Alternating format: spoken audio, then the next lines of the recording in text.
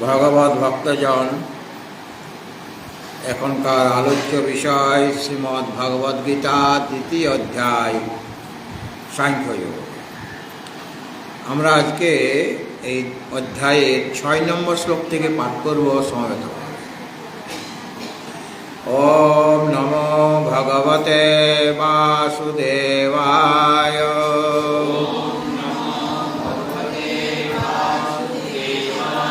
अथ श्रीमद्भगवद्गीता प्रारभ्यते।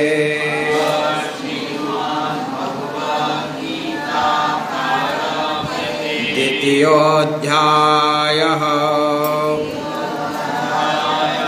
साङ्ख्ययोगः। अर्जुन उवाच। 6 নম্বর। न चैतद्विद्मः कतरन्न गरीयो बोलून चैतद्विद्मः कतरन्न गरीयो यद्वा जयेम यदि वा नो जयेयो।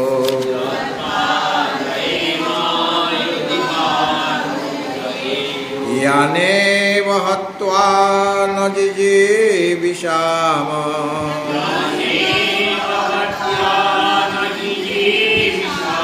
स्तेव स्थिता प्रमुखे धार्तराष्ट्रः।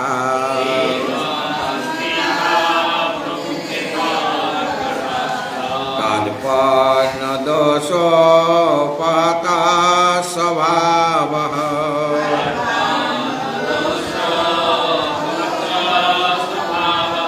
पृच्छामि त्वां धर्मसम्मूढचेतः।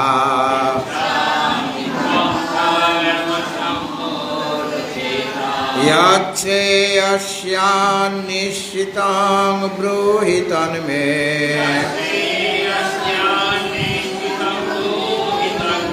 शिष्यास्तेऽहं साधि मां त्वां प्रपन्ना।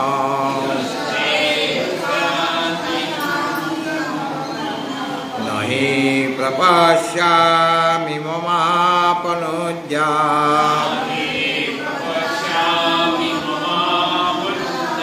यच्छोकमुच्चषणमिन्द्रियाणाम् अवाप्य भूमा वशपत्नमृद्धा।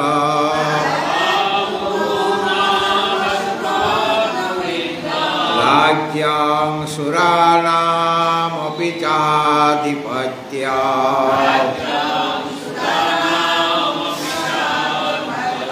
संजय उवाच। एवमुक्त्वा ऋषिकेशं गुडाकेशः परन्तपः न योत्स इति गोविन्द उक्त्वा तूष्णीं बभूवः। तमुवाच ऋषिकेशः प्रहसन्निव भारत। सेनयोरुभयोर्मध्ये विषेदन्तमिदं वचः। भगवत भक्तजन,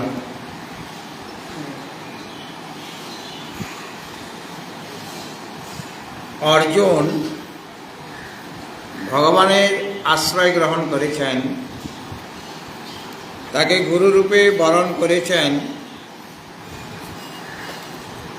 বরণ করার পরও নিজের যে বক্তব্য ছিল প্রথম অধ্যায়ে, যুদ্ধ না করা, সেই কথাটিও কিন্তু বলতে ছাড়েননি। সেই কথাটি সঞ্জয় আমাদের বললেন। কি বললেন না, এবং উক্ত্বা ঋষিকেশম গুঢ়াকেশঃ পরন্তপ ন ইয়ুৎস ইতি গোবিন্দম উক্ত্বা তূষ্ণীং বভূব। এই কথা বলে গুঢ়াকেশ পরন্তপ অর্জুন তিনি ঋষিকেশকে কি বললেন, ন ইয়ৎসে অহং ন ইয়ৎসে, আমি যুদ্ধ করব না, এই কথা বলে তিনি চুপ হয়ে গেলেন। হ্যাঁ, মানে এখনো তিনি বুঝতে পারছেন না যে কি করা দরকার। তো কি করা দরকার তার জন্য তো তুমি গুরুর আশ্রয় নিয়েছ, এখন গুরু তোমাকে উপদেশ দেবেন এবং তিনি যেভাবে বলবেন কোনটা ধর্ম কোনটা অধর্ম তিনি বলে দেবেন, কোনটা কর্তব্য কোনটা অকর্তব্য বলে দেবেন। কিসে তোমার কল্যাণ হবে, কেন ওইটাই তুমি চেয়েছ। যৎ শ্রেয়স্যাৎ নিশ্চিতং ব্রূহি তন্মে শিষ্যস্তেহং সাধি মাং ত্বাং প্রপন্নং। যেটা আমার পক্ষে কল্যাণ করবে সেটা তুমি আমাকে বলো, আমাকে উপদেশ দাও। তো ভগবান সেইভাবে উপদেশ দেবেন। এমন যে অর্জুন যিনি চুপ হয়ে গেলেন, এখন ভগবানের পরিবেশ পরিস্থিতি অনুকূল হলো যে উপদেশ দেওয়ার। শিষ্য যদি চুপ না করে, মৌন না হয়, তাহলে গুরুদেব বলবেন কেমনভাবে? তার বলা শেষ হয়েছে এবং তিনি শেষ পর্যন্ত আমি যুদ্ধ করব না এই কথাটাও জানিয়ে দিয়েছেন। এখন এইরকম অর্জুনকে, যিনি বিষাদগ্রস্ত শোকগ্রস্ত এবং নিজের যেটা সিদ্ধান্ত নিয়ে রেখেছিলেন প্রথম অধ্যায়ে, সেই কথাটি শেষ পর্যন্ত বলে দিলেন যে আমি যুদ্ধ করব না, মানে সাধর্ম থেকে বিচ্যুত হয়ে যাচ্ছেন তিনি। সেই অর্জুনকে ভগবান বলছেন, এটা সঞ্জয়ের এই উক্তি 11 নম্বর শ্লোক থেকে ভগবান উপদেশ দেবেন। তমোবাচ ঋষিকেশঃ প্রহসন্নিব ভারত সেনয়োরুভয়োর্মধ্যে বিষীদন্তমিদং বচঃ। যে অর্জুন বলেছেন যেটা আমার পক্ষে শ্রেয়স্কর হবে সেটা আমাকে বলুন, সেই অর্জুনকে শ্রী ভগবান এখন বলছেন। কোথায় বলছেন? সেনয়োর উভয়ের মধ্যে, উভয় সেনার মধ্যস্থলে। কেননা রথটিকে অর্জুন উভয় সেনার মধ্যস্থলে স্থাপন করতে বলেছিলেন। হ্যাঁ, ওই যুদ্ধ ঘোষণা হয়ে যাওয়ার পরে সেনয়োর উভয়ের মধ্যে রথং স্থাপয় মেচ্যুত। তারপরে অর্জুন সেই এই ভগবান অর্জুনের সারথি তার রথটিকে উভয় সেনার মধ্যস্থলে স্থাপন করে কি বললেন অর্জুনকে? উবাচ পার্থ পশ্যৈতান সমবেতান কুরুবে।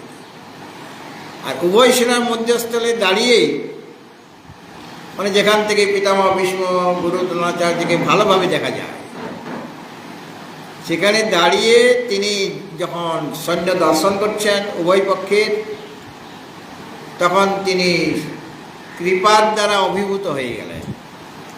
অর্থাৎ এরা সব আমার গুরুজন, এদের বধ করে আমি কিভাবে সুখে থাকতে পারি।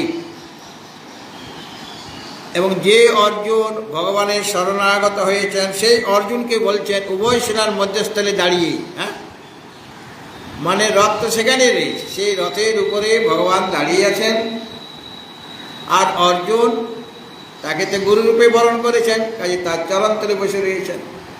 সেরকম ছবিও আপনারা দেখে থাকবেন হয়তো, যে অর্জুন এইখানে আছে, এই যে ছবি, আসল ছবি এখানে। হ্যাঁ, ওটা ওই শরণাগত হয়ে জিজ্ঞাসা করছেন, হ্যাঁ আমার কল্যাণ কিসে হবে সেটা বলুন। হ্যাঁ, আমরাও যেন আমার সদ্গুরুকে এই কথা বলতে পারি যে ভগবান, এই গুরুদেব, আমার কল্যাণ কিসে হবে সেইটা আপনি আমাকে বলুন, আপনি যেভাবে বলবেন সেইভাবে আমি কাজ করব।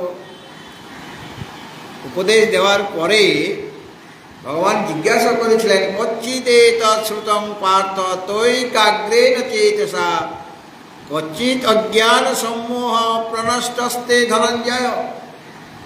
তুমি কি আমার কথা মনোযোগ সহকারে শুনেছ? যদি শুনে থাকো তাহলে কি তোমার অজ্ঞান সমূহ কি দূর হয়েছে? অর্জুন উত্তরে কি দিয়েছিলেন? অষ্টাদশ অধ্যায় আছে, নষ্ট মোহ স্মৃতির লব্ধ্বা তৎপ্রসাদান ময়াচ্যুত স্থিতোস্মি গত সন্দেহ করিষ্যে বচনম। আমার কাজ হয়েছে, আমার মোহ দূর হয়েছে, আমি স্মৃতি ফিরে পেয়েছি, আমার সংশয় দূর হয়েছে। এখন আপনার যেরকম উপদেশ সে অনুসারে আমি কাজ করব। করিষ্যে বচনং তব, তুমি যা বলেছ সেই অনুসারে, তোমার বাক্য অনুসারে, তোমার উপদেশ অনুসারে আমি কাজ করব, মানে তোমার উপদেশ আমি পালন করব। তো এমন যে অর্জুন সেই অবস্থাটা নিয়ে আসতে হবে যেখানে বলতে পারবেন অর্জুন যে করিষ্যে বচনং, সেই পর্যায়ে অর্জুনকে নিয়ে গিয়েছেন, সেই স্তরে ভগবান অর্জুনকে উন্নীত করেছেন, তবে কি ওই কথাটা বলতে পারলেন। আমরাও যখন শ্রী গুরুর চরণে বসে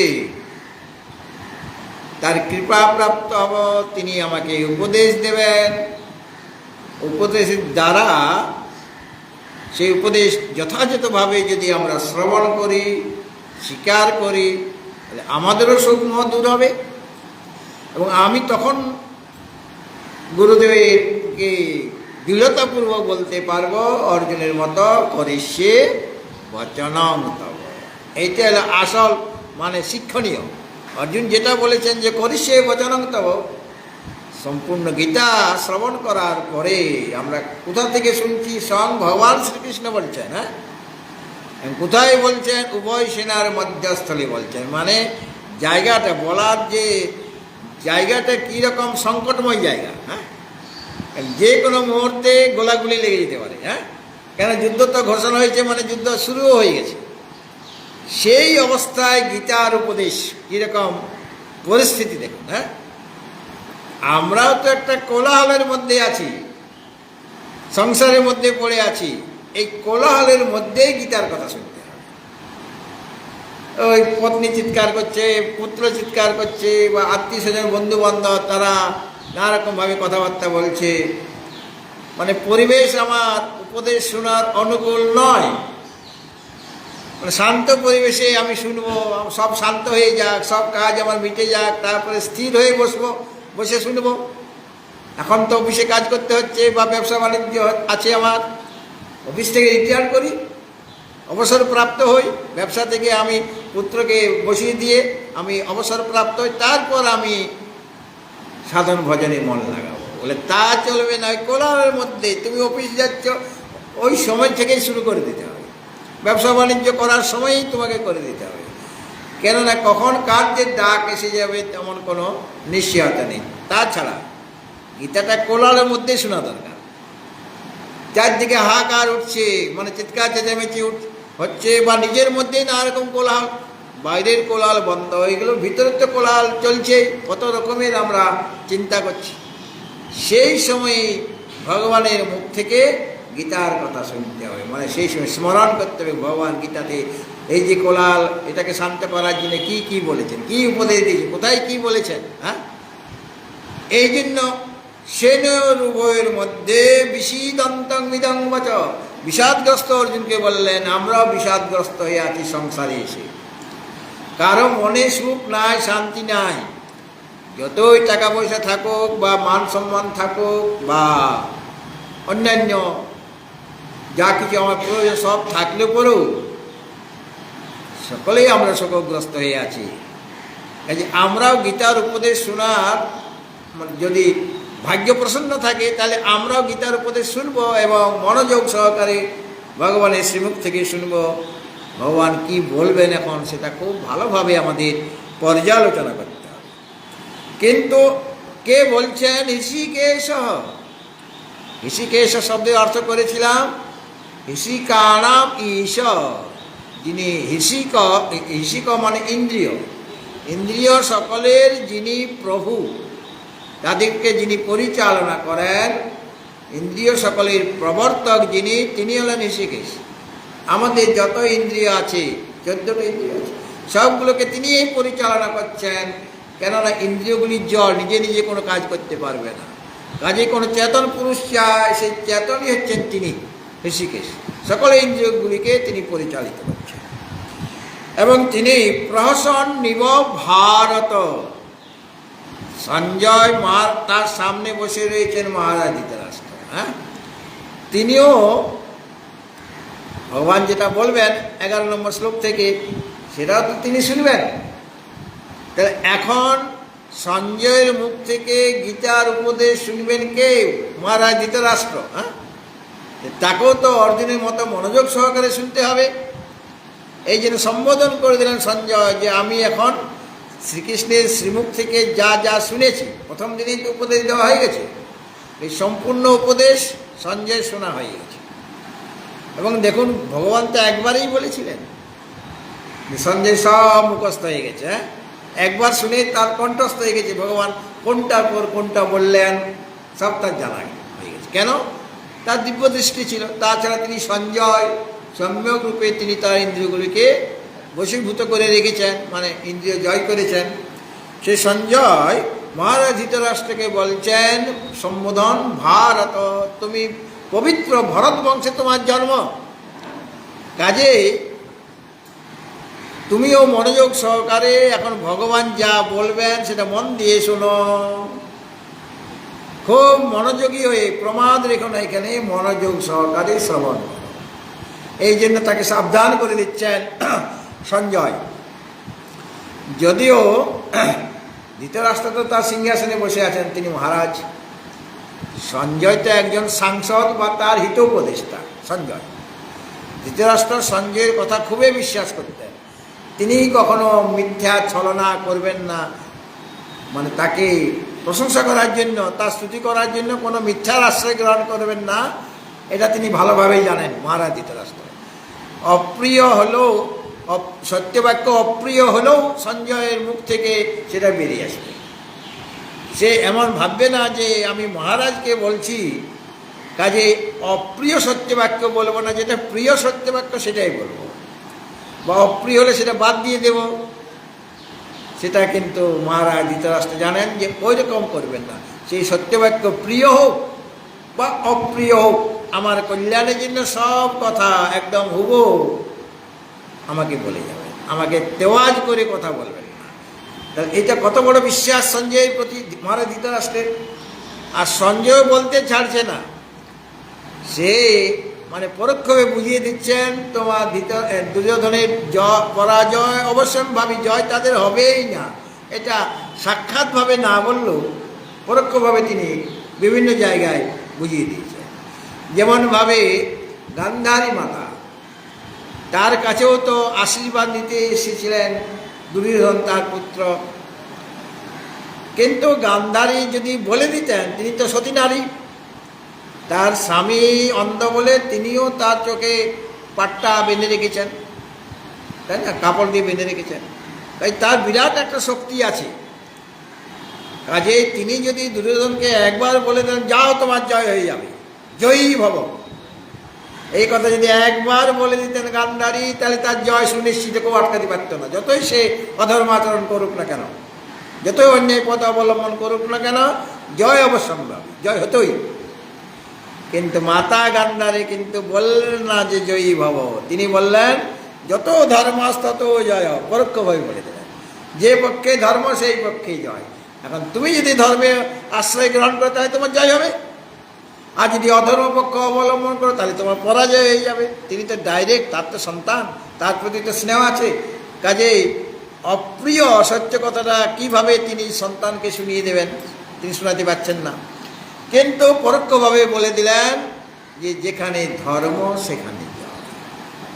আর দুর্যোধনও বুঝে গেলেন যে মা কি বলতে চেয়েছেন। কারণ দুর্যোধন তো জানে যে আমি ধর্ম আচরণ করিনি, আমি অধর্মের পথ আশ্রয় করেছি, অন্যায়ের পথ আশ্রয় করেছি, কাজে আমার পরাজয় নিশ্চিত। এটাও দুর্যোধন বুঝে গেলেন, দুই পক্ষই বুঝে গেলেন কে কি বলল। হ্যাঁ, ঠিক সেরকমভাবে সঞ্জয়ও কিন্তু মহারাজ ধৃতরাষ্ট্রকে সাক্ষাৎভাবে না বললেও পরোক্ষভাবে বুঝিয়ে দিয়েছেন যে ওই যত ধর্ম তত জয়ের মতোই। গান্ধারীর কথা অনুসরণ করে তিনিও বলে দিয়েছেন যত্র যোগেশ্বর কৃষ্ণ যত্র পার্থ ধনুর্ধর তত্র শ্রের বিজয় ভূতের ধ্রুবানীতের মতে। ডাইরেক্ট মানে কোনো কবি বললেন কিনা, যে পক্ষে যোগেশ্বর ভগবান শ্রীকৃষ্ণ, যে পক্ষে পার্থ রয়েছেন মানে উৎসাহী যোদ্ধা রয়েছেন, সেই পক্ষে সব কিছু হয়ে যাবে। তো তোমার দুর্যোধনের পক্ষে তো শ্রীকৃষ্ণ নাই, সে তো নারায়ণী সেনা নিয়ে বসে আছে, কিন্তু নারায়ণকে নিলেন। নারায়ণ কে পেলেন? অর্জুন পেয়ে গেলেন। জয়টা কার হবে? পাণ্ডবদেরই হবে। এটা সঞ্জয় মহারাজকে শুনিয়ে দিলেন কিনা, এটা বলতে তিনি ভয় করেননি। তো তিনি ঋষিকেশ যিনি, তিনি প্রহসন ইব যেন উপহাস করে। তো অর্জুনকে উপহাস, তার তো শিষ্যত্ব বরণ করেছে, শিষ্যকে তো উপহাস বা ঠাট্টা করা যায় না। গুরুদেব তো শিষ্যকে তো উপহাস করতে পারে না। তো উপহাস এখানে সাধারণ লোক যেমনভাবে অন্য একজনকে উপহাস করে, এটা সেই রকম উপহাস নয়। ভগবান বলতে চেয়েছেন যে দেখো, তুমি মনে করছো তোমার রোগটা বিশাল, অনেক বড় রোগে তুমি ভুগছ, কিন্তু তুমি এমন একজন চিকিৎসকের কাছে এসে গিয়েছ, সেই চিকিৎসকের কাছে এটা সামান্য জিনিস। তোমার মনে যে শোক হয়েছে, বিষাদ হয়েছে, মোহ হয়েছে, তুমি যে কৃপার দ্বারা অভিভূত হয়েছ, এইটাই তোমার রোগ। তুমি স্বধর্ম থেকে বিচ্যুত হয়ে গিয়েছ, এটাও তোমার একটা রোগ। এই রোগটা অন্য ডাক্তারের কাছে গেলে অনেক দিন লাগিয়ে দিত, হ্যাঁ, বলতে এটা অপারেশন কেস, হ্যাঁ বলে দিত, মানে অনেক দিন ওষুধ খেতে হবে, তবে গিয়ে ভালো হতেও পারেন নাও পারেন। কিন্তু এমন চিকিৎসা, ভবরোগের চিকিৎসকের কাছে তুমি উপস্থিত হয়েছ, আমার কাছে এটা তুড়ি মেরে তোমার রোগটাকে সারিয়ে দেবে। এই দিনে হাসতে হাসতে, মানে উপহাস করতে করতে, অর্থাৎ তুমি মনে করছো তোমার রোগটা অনেক বেশি গভীর রোগ, আর আমার কাছে এটা রোগটা গভীর হলো যেমন ওই বলেন না, যেমন ওল সেমনি বাঘা তেঁতুল। হ্যাঁ, বুনো ওল থাকলে তার বাঘা তেঁতুলও তো আছে, তোমার মধ্যে বুনো ওল মানে রোগ প্রবল তোমার, কিন্তু আমি বাঘা তেঁতুল। 1 মিনিটে তোমার ওই যে জিভে জ্বালা করছে, গলায় জ্বালা করছে, বন্ধ হয়ে যাবে আমার উপদেশ শ্রবণ করলে। আমি সেরকমভাবে তোমার চিকিৎসা করব, এই জন্য প্রসন্ন নিব। আবার অনেকেই বলছেন, বাক্যকার বলছেন প্রসন্ন মুখ, তিনি প্রসন্ন হয়ে, সব সময় যে হো হো করে হাসতে হবে তাহলে হাসিটা প্রকাশ পায় তা নয়। অনেকে হো হো করে হাসে, সেটারও একটা মানে মূল্য আছে। আর আপনি আমাকে আমার জন্য কোনো কাজ করে দিয়েছেন মনে করেন, তো আপনাকে তো এই জন্য থ্যাংক ইউ বলা উচিত, বিদেশি নিয়ম অনুসারে ধন্যবাদ বা থ্যাংক ইউ। আমাদের ভারতবর্ষে থ্যাংক ইউ ধন্যবাদ বলার কোনো মানে রীতি ছিল না আগে, এখন হয়েছে। আমি শুধু আপনি যে আমার জন্য কাজটা করে দিলেন এই জন্য একটু মুচকি এসে দিলাম, হাসি না অনেক সময়, এতে থ্যাংক ইউ কেন, থ্যাংক ইউর বাবা হয়ে গেল। মানে আমি আপনার প্রতি খুব প্রসন্ন হয়েছি, আপনি আমার এই কাজটা আমি করতে পারছিলাম না, আমাকে সাহায্য করেছেন। কেবল একটু মুচকি আসি, হো হো করেও হাসলাম না, কেবলমাত্র এই ঠোঁটটা একটুখানি নড়ল, মানে না হেসেও, মানে হো করে না হেসেও মুখটা হাসি হাসি করা যায় কি না? আপনি কোনো কথা বলছেন না, কথা না বলেও মুখটা হাসি হাসি, এবং সেই হাসিটা ভিতর থেকে বেরিয়ে আসে, হ্যাঁ, সে হাসিটা অন্তরের হাসি। তো ভগবান প্রহসনিব যেন প্রসন্ন মুখ করে, মানে তুমি ভাবছো এত তোমার রোগ বিশাল রোগ, আর আমার কাছে এসে গেছো আমি মিনিটের মধ্যে, আধা ঘন্টার মধ্যে। ভগবানের উপদেশ দিতে 1 ঘন্টার সময় লাগে নাই। সব শাস্ত্রশ্লোক তো ভগবান সব দিতে বলেন নাই, তিনি 575টা বলেছেন, হ্যাঁ, বাকি তো সঞ্জয় বলেছেন, অর্জুন বলেছেন। এই গীতার উপদেশ, কেননা জায়গাটা তো খুব সংকট দেশ, যে কোনো মুহূর্তে বানটান লেগে যেতে পারে, কাজে বেশি সময় নাই, সেই সময়ের মধ্যে আমাকে কাজটা করতে হবে ভগবানের। হ্যাঁ, সেরকমভাবে আমরা যে সংসারে কোলার মধ্যে পড়ে আছি, এখানে বেশি সময় নাই, যে কোনো মুহূর্তে আমার মৃত্যু হয়ে যেতে পারে, কাল আমাকে গ্রাস করতে পারে, কাজে ওই কম সময়ের মধ্যে আমাকে উপদেশ শ্রবণ করতে হবে, মানে সাধন ভজন করে যেতে হবে। কাজ কোনোদিন সমাপ্ত হবে না। আমরা অনেক সময় মনে করি আমার কাজটা সমাপ্ত হোক, তারপরে আমি আধ্যাত্মিক জগতে আসব, কিন্তু সাংসারিক কাজ কোনোদিন পূর্ণ হয় না।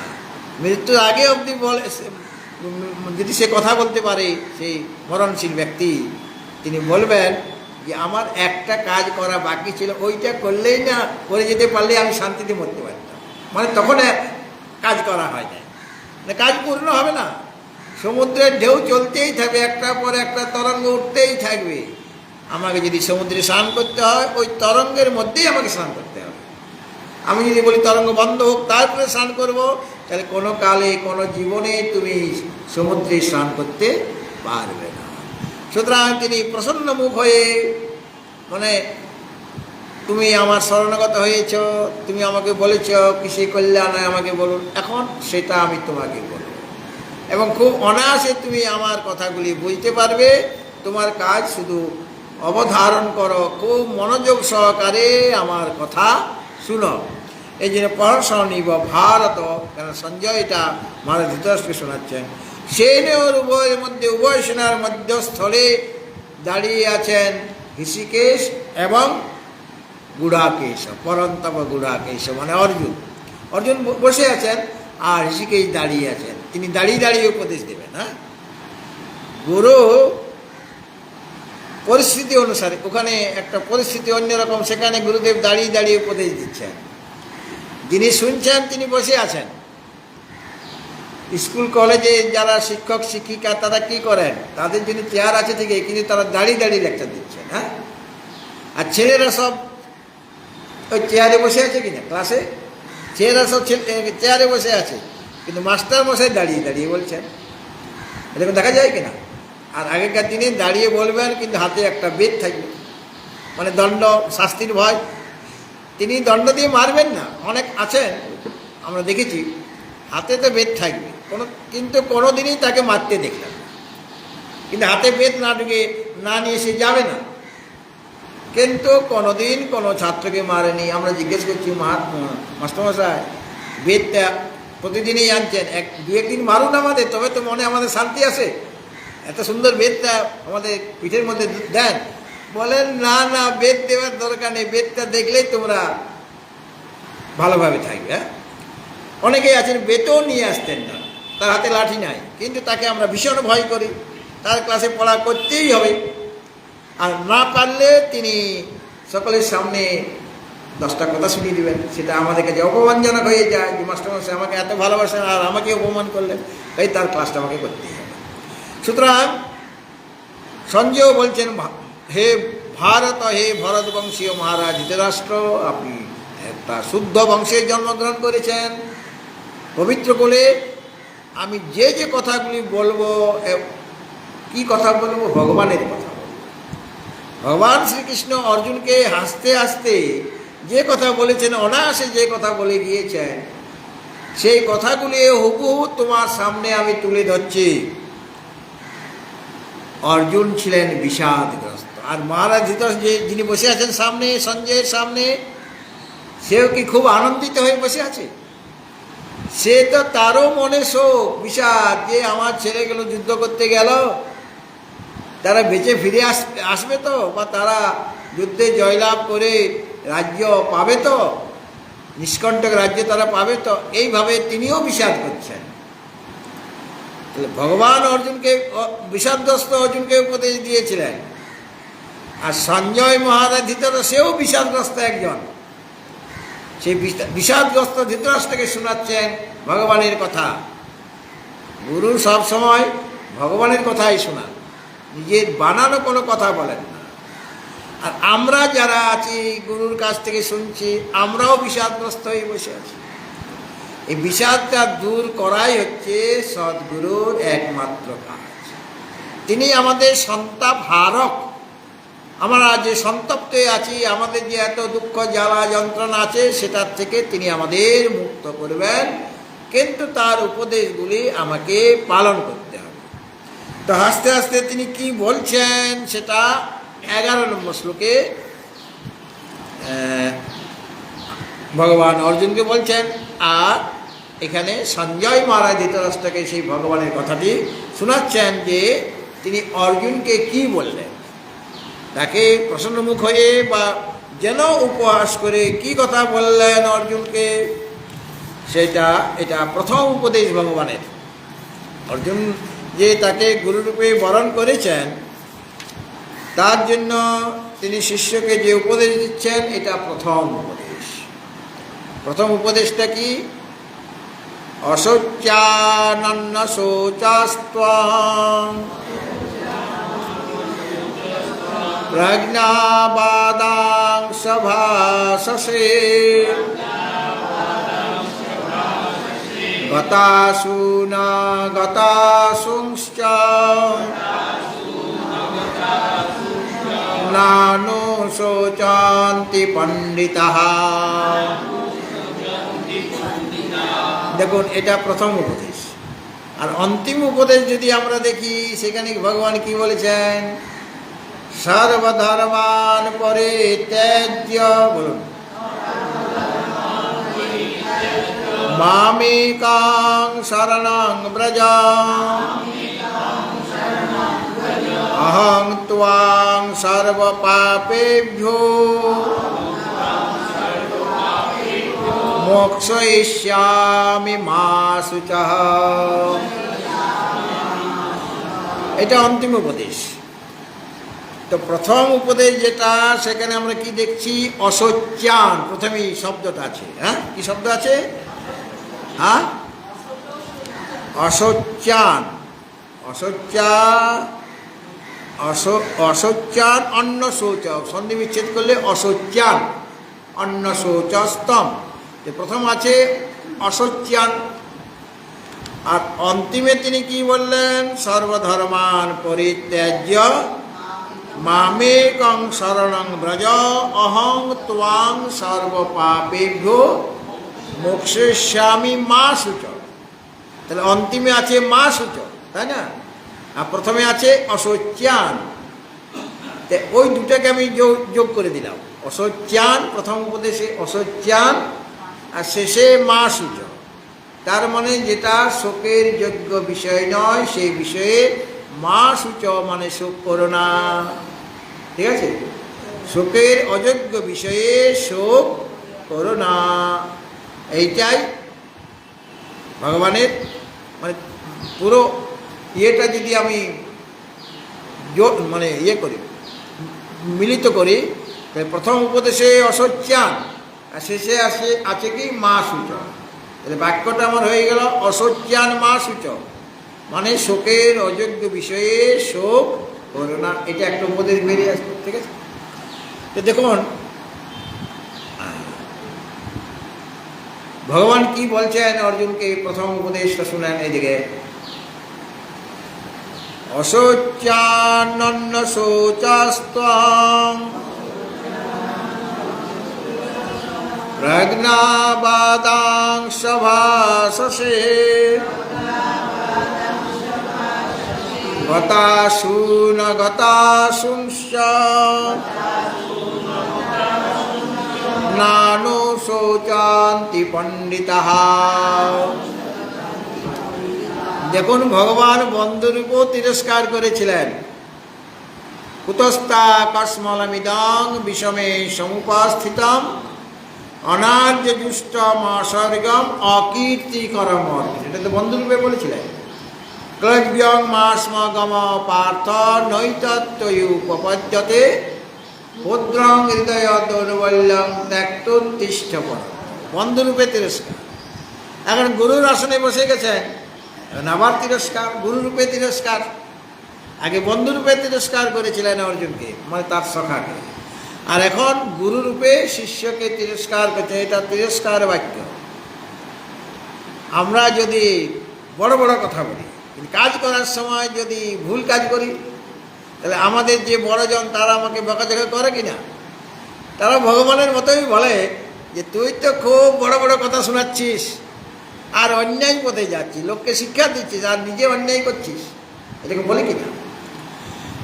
মানে এইভাবে তিরস্কার করে কিনা বড়জনেরা, যারা আমাদের গুরুজন, তারা আমাদের বকাঝকা করে, বড় বড় কথা বলিস না, ওই ঠিক করে কাজটা কর, ভুল কাজ করিস না। সেরকমই ভগবান বলছেন অশৌচান অন্ন শৌচস্তম। ত্বং মানে তুমি, তুমি যে বিষাদগ্রস্ত, তুমি অর্জুন, তুমি অশৌচান অন্ন শৌচ, যেটা শোকের যোগ্য বিষয় নয় সেই বিষয়ে শোক করছ। কিন্তু কথাবার্তা কি রকম বড় বড় কথা বলছো, প্রজ্ঞাবাদাংশ ভাষসে। প্রজ্ঞাবাদ অর্থাৎ পণ্ডিত জনেরা যে ধরনের কথাবার্তা বলেন, যারা শাস্ত্রকুশল, তারা যেরকম বাদ মানে কথা বলা, কথা, তারা যেরকমভাবে কথাবার্তা বলেন সেরকম কথা বলছো, কিন্তু কাজ করছো মূর্খের মতো। পণ্ডিতদের মতো কথা বলছি আমি, কিন্তু কাজটা যদি মূর্খের মতো হয়ে যায়, অজ্ঞানীর মতো, সেটা যদি কাউকে বলে দেওয়া হয় যে তুমি তো বড় বড় কথা বলছো কিন্তু তোমার কাজটা মূর্খের মতো, অজ্ঞানীর মতো, তাহলে এটা তিরস্কার হয়ে গেল কিনা? আসলে অর্জুন তো গীতা শোনার জন্য ভগবানের চরণতলে বসে আছেন। তার মনটা যাতে ভগবানের বাক্যের দিকে থাকে, মানে অত্যন্ত মনোযোগী হয়, তবে গিয়ে ভগবানের কথাগুলি সে বুঝতে পারবে। অমনোযোগী হলে বুঝতে পারবে না। ক্লাসেও আমরা দেখেছি প্রফেসর সে যখন কোনো একটা ছেলেকে বকাঝকা করলো, সে তখন স্মার্ট হয়ে গেল যে প্রফেসর যা কিছু বলবেন আমাকে মনোযোগ সহকারে শুনতে, তা নাহলে আবার বলবেন। এরকম হয় কিনা? তাহলে আমার আগে মন ছিল না, আগে আমি অন্য কথা ভাবছিলাম, বা পাশে বন্ধু ছিল, বন্ধুর সাথে কথা বলছিলাম, অথচ প্রফেসর তিনি ক্লাস নিচ্ছেন। আর সেই সময় যদি আমি অন্যমনস্ক হয়ে যাই, তাহলে পর প্রফেসর যদি আমাকে তিরস্কার করে, সেটা কি তার ভুল কাজ? সেটা তার ভালো কাজ, কেননা আমাকে তিনি মনোযোগী করে দিলেন। কিন্তু এখন তিরস্কার করা যাবে না, কোনো ছেলে মেয়েদের বকাঝকা করা যাবে না স্কুলে বা কলেজে, নিয়ম হয়ে গেছে। কেননা তাতে করে ছেলেদের মনে আঘাত দেওয়া হলো। তুমি মানে হাতে মারলে না তাকে, কিন্তু মনে আঘাত করে দিলে, এই আঘাত করা যাবে না। আঘাত করা যদি না যাবে, তাহলে তোমার ছেলে মেয়েরা অমনোযোগী হয়েই থাকুক, তারা আমার ক্লাস বুঝতে পারবে না। আমার ক্লাস বুঝতে গেলে মাঝে মাঝে বকাঝকা সহ্য করতে হবে। কেননা আমি কিসের জন্য বকছি, গুরুজন বা কলেজের টিচার বা প্রফেসর কেন বকছেন, তাকে মনোযোগী করার জন্য, যাতে করে সে আমার কথাগুলি ভালোভাবে শুনে, আর শুনলেই কিন্তু বুঝতে পারবে। আমার কথা ভালোভাবে মনোযোগ সঙ্গে শুনলে সে কিন্তু আমার কথা বুঝতে পারবে। আগের দিনে আমরা কোনোদিন টিউশন পড়িনি, অঙ্কের জন্যও পড়িনি, ইংরেজির জন্যও পড়িনি, কিন্তু ক্লাসের সেই শিক্ষক মহাশয়গণ যারা শ্রদ্ধেয়, অন্তত তাদের মাইনে খুব কম ছিল, তাদের সংসার চলে না ওই টাকা দিয়ে। কিন্তু তারা যখন ক্লাস করবেন তখন কিন্তু তার একদম অন্তর থেকে সব বলে যাবেন। তিনি যা কিছু জানেন সব উজাড় করে জেনে দিয়ে যাচ্ছেন। সেইটা যদি খুব মনন দিয়ে শুনে, তাহলে তার প্রাইভেট পড়ার কোনোই দরকার নেই। আমরা কোনোদিনই প্রাইভেট পড়িনি, অথচ অঙ্কে স্পেশালিস্ট হয়ে গেলাম, ইংরেজি তো স্পেশালিস্ট হয়ে গেলাম। কেন? মনোযোগ সহকারে শুনেছি। এবং কোনোদিন যদি একটুখানি অমনোযোগী হয়ে যেতাম, তখনই বিশেষ করে আমার দিকে লক্ষ্য রাখতো, বকে দিতেন সকলের সামনে যে তুমি ফার্স্ট বয়ে এই কাজ করছো, তুমি শুনছো না, বকে দিতেন। সুতরাং যাতে করে অর্জুন মনোযোগী হয়, খুব মনোযোগ সহকারে আমার কথা শুনে, তার জন্য তিরস্কার, প্রথমে গুরু শিষ্যকে তিরস্কার করছেন। তিরস্কার না করলে কাজ হবে না, শিষ্য সব কথা তোমার মেনে নেবে না, গুরুর কথা। এই জন্য অশৌচান তম অন্ন শৌচ, তুমি কথা তো বলছো বড় বড় পণ্ডিতদের মতো কথা বলছো, মানে শাস্ত্রের কথা তুলে তুমি দেখিয়ে দিয়েছ যে যুদ্ধ করাটা অনুচিত, কারণ সেখানে হিংসা আছে, যুদ্ধ করলে কোনো কল্যাণ হবে না। এবং শাস্ত্র থেকে তুমি নানা রকম দেখিয়েছ, যুক্তি দেখিয়েছ, তোমার যুদ্ধ থেকে সরে যাওয়ার পক্ষে অনেক যুক্তি দিয়েছ, অনেক মানে পণ্ডিতদের মতো তুমি কথা বলেছ, কিন্তু শোক করছো তুমি। আবার কোথায় শোক করছো? যেটা শোকের অযোগ্য বিষয়, সেখানে শোক করছো। শোকের যোগ্য বিষয় যদি সংসারে কিছু থাকতো, তাহলে তুমি শোক করো, কিন্তু সংসারে শোকের যোগ্য কোনো বিষয় নাই। কেননা দুইটা মাত্র পদার্থ, আত্মা আর অনাত্মা, তাই তো? জড় আর চেতন, দুইটাই তো পদার্থ, আর কোনো পদার্থ নেই। আত্মার মধ্যে কোনো বিভাগ নেই, আত্মা একজন, আর জড় পদার্থ অনেক। জড় পদার্থের স্বভাব কি? তারা এই আছে এই নাই, সেগুলো তো অনিত্য, সেগুলো তো চিরকাল থাকবে। তুমি মনে করছো যে পিতামহ ভীষ্মেরা সব মারা যাবে, মারা যাওয়ায় তো সকলে জন্ম যখন হয়েছে একদিন একদিন মারা যাবে, কোনো একটা নিমিত্তবশত মারা যাবে, হয় রোগে মরবে কিংবা বয়সে শরীর জীর্ণ হয়ে মরবে, অন্য কারণে মরবে, অ্যাক্সিডেন্ট হয়ে মরবে, কিন্তু মরতে তো হবে একদিন সকলকে। কাজেই আর এদের স্বভাবটাই এরকম, জড় পদার্থের বা অনাত্মা পদার্থের। এইগুলিকে যদি আমরা মনে করি যে এরা আমার কাছে সব সময় থাকবে, তুমি রাখতে পারবে না, এরা একদিন না একদিন তোমার কাছ থেকে বিচ্ছিন্ন হয়ে যাবে, এটা ওই পিছলে পিছলে চলে যাবে। আত্মা কি আর অনাত্মা কি? একজন ভক্ত একজন স্বামীজিকে জিজ্ঞেস করছেন, একটা বাক্যে আমাকে বলে দিন আত্মা কাকে বলে আর অনাত্মা কাকে বলে। আর তিনিও সেই রকম কুশল ব্যক্তি, সেই মহাত্মাজি, তিনি বলছেন একটা বাক্যে, যাকে ধরতে চাইলে ধরা যায় না সেটা হলো অনাত্মা বা সংসার, আর যাকে ছাড়তে চাইলে ছাড়া যায় না সেটা হলো আত্মা। একটা বাক্য হয়ে গেল কিনা? যাকে ধরতে চাইলে ধরা যাচ্ছে না, আমি তো আমার যৌবনকে ধরে রাখতে চাইছি, ধরে রাখতে পারছি কি? যৌবন সবসময় থাকবে, একদিন প্রৌঢ় হব, তারপরে বৃদ্ধ, বৃদ্ধের পরে স্তর হলো অতি বৃদ্ধ, সিনিয়র সিটিজেন আগে হব, তারপরে সুপার সিটিজেন, মানে 75 বা 80 বেশি হয়ে গেলে তখন সুপার সিটিজেন হয়ে গেলাম। কিন্তু সরকার আর আগের মতো সুযোগ সুবিধা দিচ্ছে না। আগে ট্রেনে গেলে না অনেক ছাড় দিতে আমাদের, এখন আর দিচ্ছে না। তাহলে সিনিয়র সিটিজেন হয়ে আমার কী লাভ হলো? তো যাই হোক, আমরা কোনো একটা অবস্থাকে ধরে রাখতে পারছি না, আমরা আমাদের প্রিয়জনকে ধরে রাখতে পারছি না, আমার চোখের সামনে তারা আমার সামনে থেকে চলে যাচ্ছে, এরকম দেখা যাচ্ছে কিনা? বা আমার যে গাড়ি বাড়ি সেগুলোকে আমি ধরে রাখতে পারছি না সবসময়ের জন্য। বাড়ি আছে তো আমি নেই, আমি আছি তো বাড়ি নেই, এরকম হচ্ছে কিনা? কিন্তু তাদের ধরে রাখতে চাইছি, প্রিয়জনকে প্রিয় বস্তুকে ধরে রাখার চেষ্টা করছি, অথচ ধরে রাখতে পারছি না। এটার নাম অনাত্মা বা সংসার। আর যাকে ছাড়তে চাইলে ছাড়া যায় না, ভগবানকে আমি ভাবছি ছেড়ে চলে যাব, তাকে ছেড়ে দেবো, ত্যাগ করব, কিন্তু তাকে ত্যাগ করা যাচ্ছে না। কেন? তিনি আমার হৃদয়ের মধ্যে এমনভাবে বসে আছেন যে তাকে সরানো যাচ্ছে, আর তিনি সরে গেলে তো আমিও থাকি। হ্যাঁ, এই জন্য তাকে ছাড়তে চাইলেও ছাড়া যায় না। তাহলে আত্মার জন্য কেউ শোক করে না, কেন? আত্মা তো সচিত আনন্দ স্বরূপ। আত্মা কি শোকের যোগ্য? সেটা তো আনন্দের জায়গা। সুতরাং আত্মার জন্য কেউ কোনোদিন শোক প্রকাশ করে না। তাহলে অনাত্মা পদার্থের জন্য আমি যদি শোক করি, বলে অনাত্মা পদার্থ তো শোকের অযোগ্য, সেটাও। কেননা সে এই আছে এই নেই, এইটাই তো ওদের স্বভাব। আমি যদি বলি কয়লাটা এত ময়লা কেন, আগেকার দিনে কয়লাতে রান্না হতো, তো প্রতিদিনে আমার সুন্দর গোলাপি হাতটা আমাকে রান্না করে খেতে হতো। আশ্রমে এসে অনেক দিন রান্না করেছি, হাতটা তখন গোলাপি ছিল, মানে রক্ত তেজ, তো এখন সাদা হয়ে গেছে। তো সে গোলাপি হাতটা ওই কয়লা ভাঙতে হবে, তারপরে ঘুঁটে দিয়ে জ্বালতে হবে, কেরোসিন দিতে হবে, কয়লাগুলি আবার চাপাতে হবে উনুনের মধ্যে।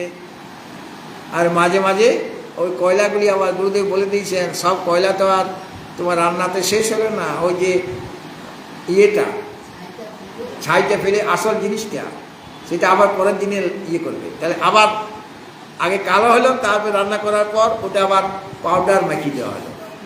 হ্যাঁ, মানে সাদা হয়ে গেল হাতটা। এরকম তো করতে হয়েছে।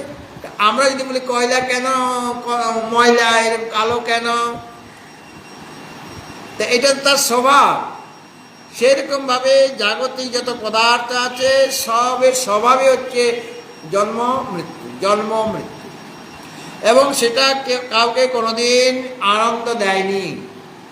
এই শরীরটা নানা রকম রোগের আঘাত। এই শরীরটা আমি যদি বলি সবসময় সুস্থ থাকবো, কোনোদিন সুস্থ থাকা যাবে না। তাছাড়া সবসময় একই রকমভাবে থাকা যাবে না। দুঃখ দেওয়াটাই এদের স্বভাব। অনিত্যম অসুখম লোকম, এই সংসার অনিত্য এবং অসুখ, এখানে দুঃখ নাই, এই সুখ নাই। কাজেই এটাও শোকের যোগ্য নয়, কেন তার স্বভাবেই এরকম। কয়লা কেন ময়লা, তার জন্য আমি কি গালে হাত দিয়ে বসে চিন্তা করব, শোক করবো কি? সেরকম সংসার স্বভাবেই হচ্ছে এরা দুঃখ দেবে, এরা চিরকাল থাকবে না, কাজে ওটাও শোকের অযোগ্য। তাহলে আত্মা তো শোকের অযোগ্য, শোকের যোগ্যই নয়, কারণ তিনি আনন্দ স্বরূপ।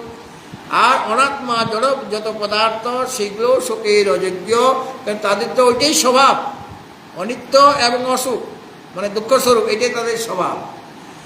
আর যারা আমাদের প্রিয়জন এসেছে জন্মগ্রহণ করে তারাও একদিন চলে যাবে। তাছাড়া ওই যে পিতামহ ভীষ্ম বা গুরু দ্রোণাচার্য, এরা এদের জন্য তুমি শোক প্রকাশ করছো। এরা তো কোনো সাধারণ ব্যক্তি নয়, এরা কোনো অন্যায় আচরণ করেনি। এদের যদি এই যুদ্ধে মৃত্যু হয়ে যায় তাহলে তো ওদের সদ্গতি হবে। পিতামহ ভীষ্ম তো একজন অষ্টবসুর মধ্যে একজন, সে তো শাপগ্রস্ত হয়ে আছেন, এই সংসারে এসেছেন, গঙ্গার পুত্র হয়ে তিনি এসেছেন। হ্যাঁ, সুতরাং এদের তো এদের জন্য শোক করার কোনো কারণ দেখছি না। অথচ তুমি অশৌচান অন্ন শৌচ, শুধু শৌচ নয় অন্ন শৌচ বলা হয়েছে, মানে চিন্তা ভাবনা করে তুমি শোক করছো। কোন বিষয়ে? শোকের অযোগ্য বিষয়ে। আর কথাবার্তা কিরকম বলছ? প্রজ্ঞাবাদাংশ ভাষসে, প্রজ্ঞাবাদ মানে বিদ্বান ব্যক্তিদের যেরকম কথাবার্তা তারা বলেন, শাস্ত্রের কথা বলেন, তাদের মতো তুমি কথা বলছ, কিন্তু কাজটা করছো নিন্দনীয় কাজ, মূর্খের মতো কাজ করছো। বলে পণ্ডিতরা কি কাজ করে? বলে গতাসুন গতাসংস নানুশোচন্তি পণ্ডিতা। যারা পণ্ডিত ব্যক্তি, পণ্ডিত ব্যক্তি কাদের বলা হয়? আমরা গীতাতে ভগবান পণ্ডিতের লক্ষণ বলেছেন যে বিদ্যা বিনয় সম্পন্নে ব্রাহ্মণে গভীহস্তিনি শুনি চৈব সপাকে চ পণ্ডিতা সমদর্শিন। পণ্ডিতা সমদর্শী হন এবং তারা ব্রাহ্মণের মধ্যেও সে একই তত্ত্বকেই দেখেন, সেই শ্রী ভগবানকেই দেখেন, যারা সত্যগুণ সম্পন্ন। গভীহস্তিনী রজগুণ সম্পন্ন যে গরু বা হাতি, তার মধ্যে সে একই আত্মা রয়েছেন বা শ্রী ভগবান রয়েছেন। আর শুনি চৈব সপাকে চ, কুকুরের মধ্যেও তিনি আছেন। কুকুরের নামটা বলা হলো, আসলে সব প্রাণীর মধ্যেই আছে। কুকুর তো খুব মানে তমগুণ সম্পন্ন, কাজ করে সে, তার একটা বিরাট কাজ, সে খুব বিশ্বাসী, সেটা ঠিক আছে, কিন্তু তার মধ্যেও তিনি তাকেই দেখেন, ভগবানকে দেখেন। চণ্ডাল বা সব পাঁচি মানে কুকুরকেও যারা রান্না করে খেয়ে নেন এমন ব্যক্তিও আছেন, এমন সংসারে লোক আছে। মানে অখাদ্য বলে সংসারে কোনো জিনিস নেই। হ্যাঁ, সাপও খেয়ে নিচ্ছে লোকে, ইঁদুরও খেয়ে নিচ্ছে, সাপ বিষধর সাপ তাকেও রান্না করে খেয়ে নিচ্ছে, দেখবেন। হ্যাঁ, দেখবেন কোথায়? ওই টিভিতে এবং মোবাইলে দেখায়, সাপগুলি খেয়ে নিচ্ছে। তারপরে ইঁদুর বাঁদর মানে কোনো খাদ্য মানে অখাদ্য বলে কোনো জিনিস নাই। আমরা আগে শুনতাম পাগলে কিনা বলে আর ছাগলে কিনা খায়, এখন দেখছি অনেক ছাগল হয়ে গেছে, তাদের খাদ্য অখাদ্য বলে কোনো বিচারেই নেই। আমরা কি সেটা থাকবে? ভারতবর্ষ থেকে আমাদের আহারের চিন্তার বিচার আছে, সাত্বিক আহার চাই, রাজসিক আহার হলে চলবে না, তামসিক আহার হলে চলবে না, এটা নানারকমভাবে আমরা বিচার করি। খাদ্য অখাদ্য আমরা বিচার করি, কিন্তু সব জায়গায় খাদ্য অখাদ্যের বিচার নেই বলে সমাজে এরকম হচ্ছে। একজন আরেকজন, একটা দেশ আর একটা দেশকে আক্রমণ করে বসছে, কেন? ওই যে খাদ্য শুদ্ধি নাই, মানে কোনো বাদ বিচার নেই। তো যারা পণ্ডিত ব্যক্তি, সমদর্শী যারা, তারা কোনো সময়ে শোক করেন না। গতাসুন আর অগতাসুন, অসুন মানে প্রাণ, প্রাণ যাদের গত হয়ে গেছে তারা হলো মৃত ব্যক্তি। আর অগতাসুন যার প্রাণ এখনো গত হয়নি মানে জীবিত ব্যক্তি। মানে পণ্ডিতগণ জীবিত ব্যক্তির জন্য অথবা মৃত ব্যক্তির জন্য কোনো সময়ে শোক করে না। পণ্ডিতরা শাস্ত্রকুশল, তারা শাস্ত্রের কথা বলছেন আর শাস্ত্র হিসাবে তারা কাজ করছেন। কি কাজ? তারা কোনো সময় শোকগ্রস্ত হচ্ছেন না। জীবিত ব্যক্তির জন্যও তারা শোক করেন না বা মৃত ব্যক্তির জন্যও শোক করেন না।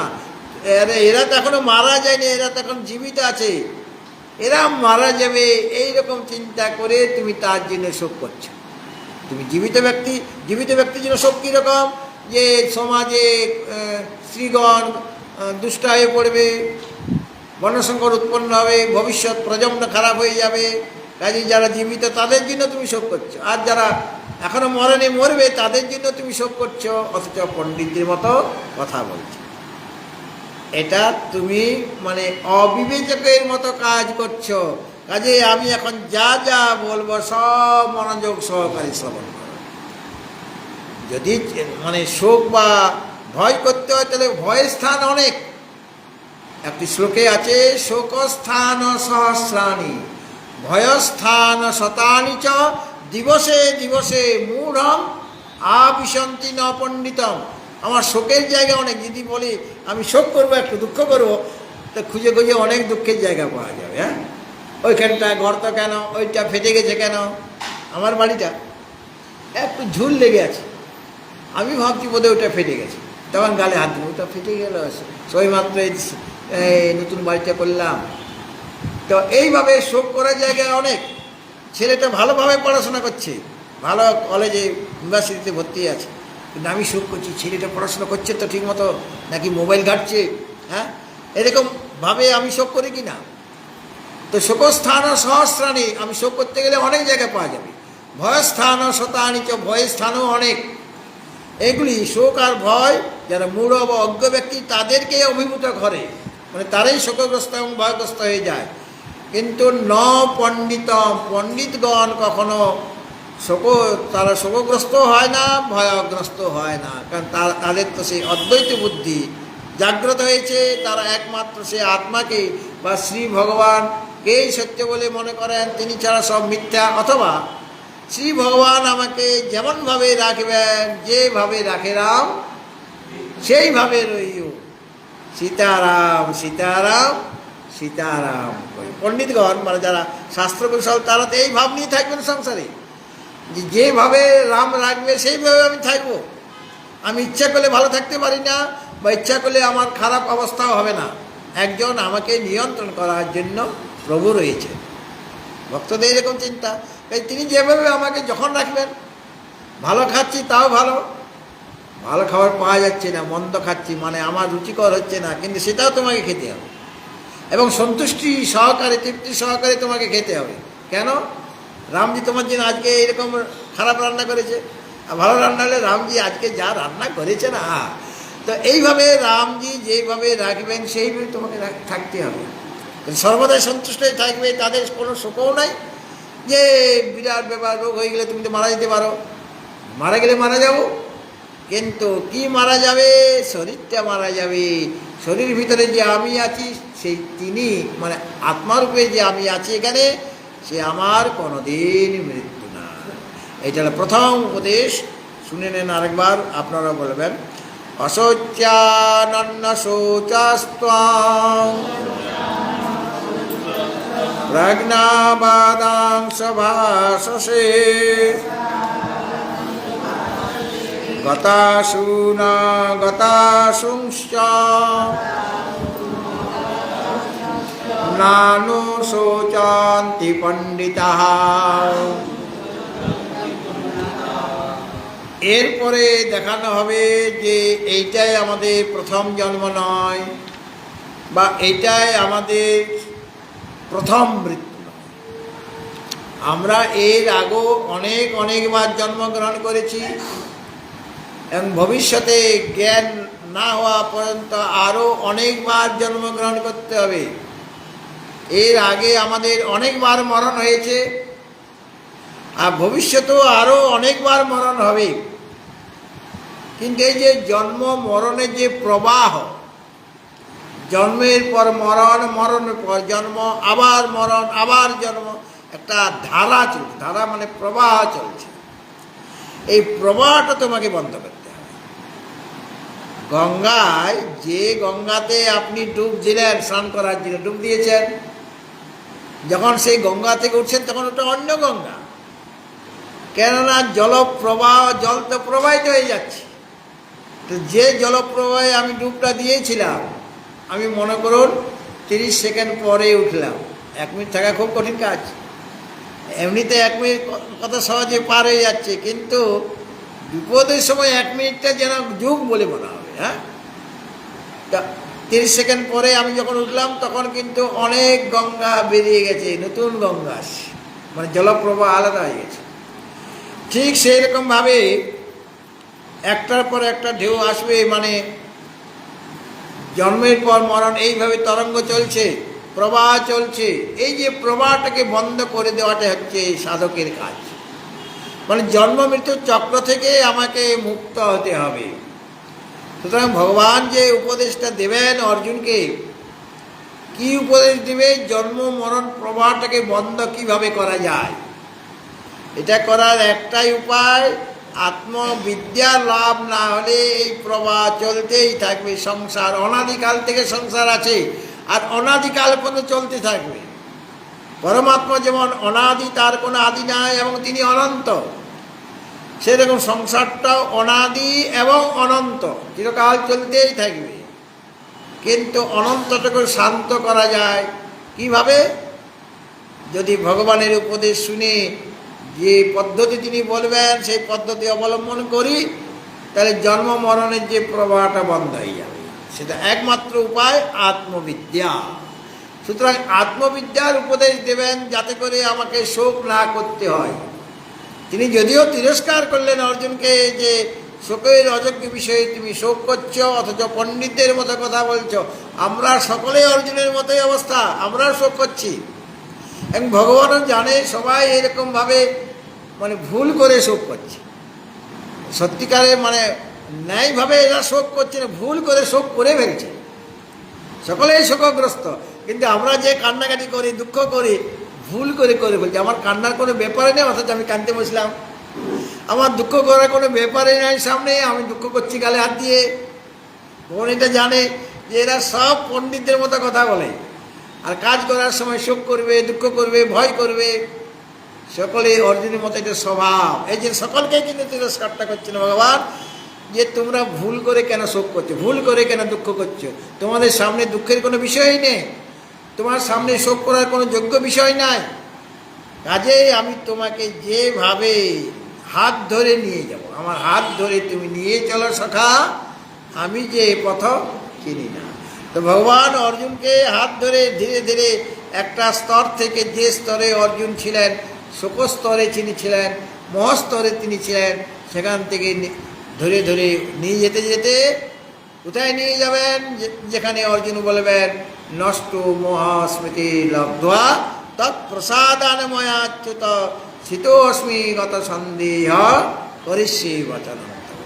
গুরু আমাকে কোথায় নিয়ে যাবেন? সেই স্তরে যেখানে মোহ নাই, যেখানে শোক নাই, যেখানে ভয় নেই, যেখানে কোনো সন্দেহ নেই, আর যেখানে কোনো দুঃখ নেই। কি আছে?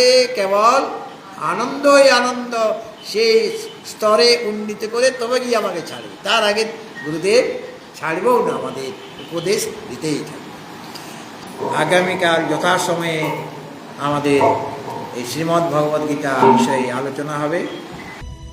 कर्पूर गौरं करुणावतारं संसार सारं भुजगेन्द्रहारं सदा वसन्तं हृदयारविन्दे भवं भवानी सहितं नमामि।